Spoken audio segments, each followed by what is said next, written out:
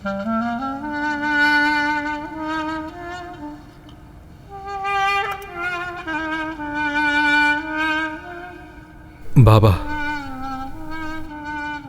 आज मुझे आपकी कमी का शिद्दत से एहसास हो रहा है।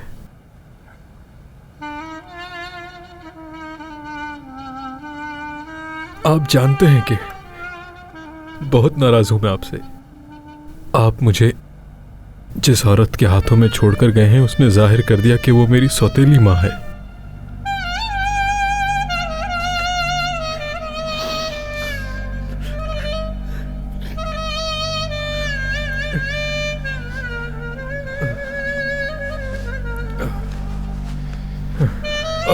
बाबा,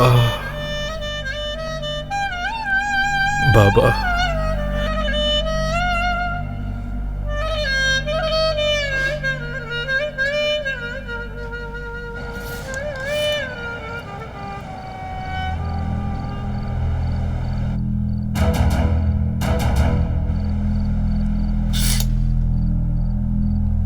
ये इस वक्त यहां पर क्यों खड़ा हुआ है?